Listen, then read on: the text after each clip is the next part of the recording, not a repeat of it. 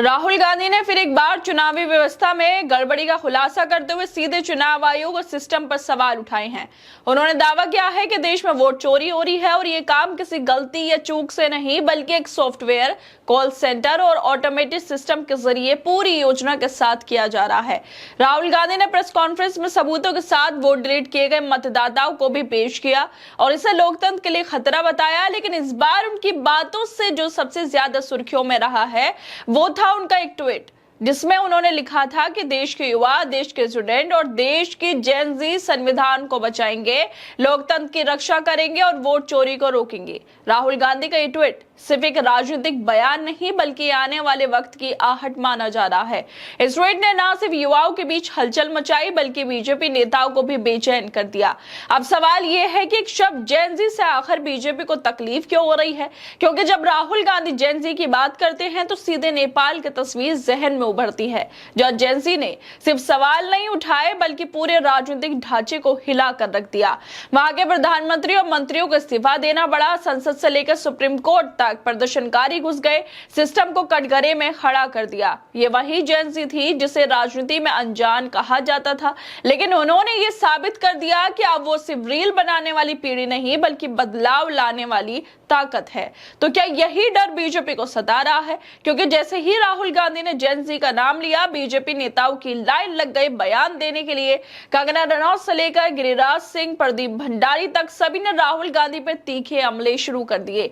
कोई कह रहा है कि राहुल गांधी देश को गृह युद्ध में झोंकना चाहते हैं, कोई कह रहा है कि राहुल गांधी नेपाल की क्रांति भारत में लाना चाहते हैं।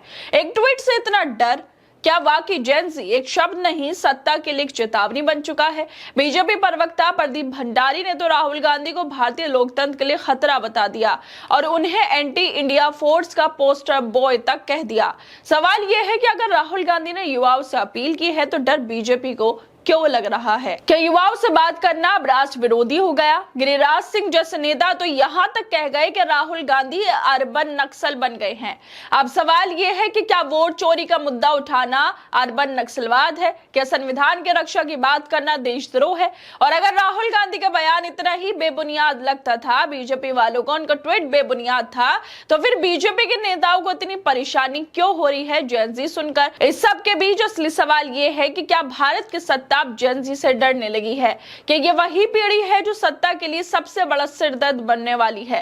क्या अब युवाओं का एकजुट होना सरकार को असहज कर रहा है? राहुल गांधी ने सिर्फ वोट चोरी की बात नहीं की बल्कि ये भी कहा कि जो नाम वोट से हटवाए गए उनके नाम पर बिना जानकारी के फॉर्म भरे गए।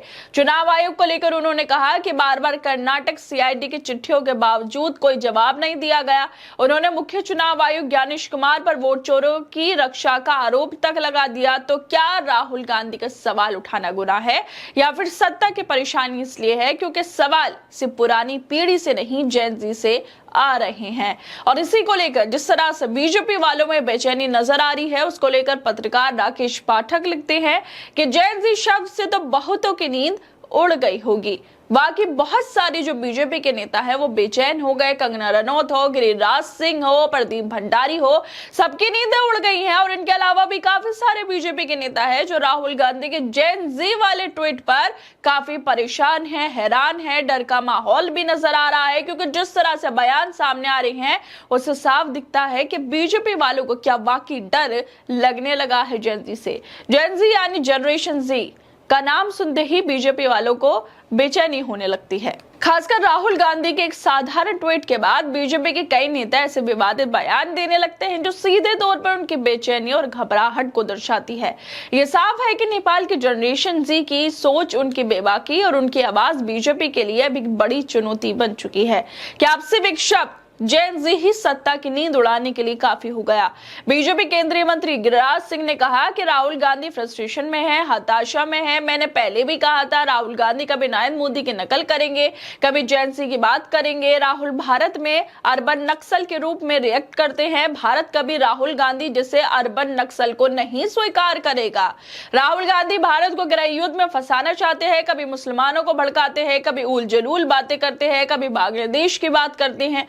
ये दुर्भाग्यपूर्ण है कि देश के एलओपी आज तक ऐसा कोई नहीं हुआ था। ये बयान उन्होंने सिर्फ जेन जी शब्द सुनकर दिए हैं।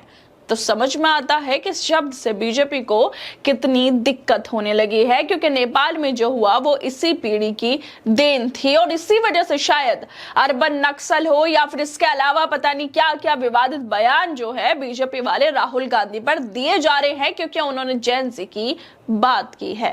खैर दोस्तों, आप लोग क्या लगता है इस वीडियो को लेकर? हमें अपनी राय जरूर दें और बाकी तमाम खबरों को देखने के लिए जुड़े रहिए हमारे साथ।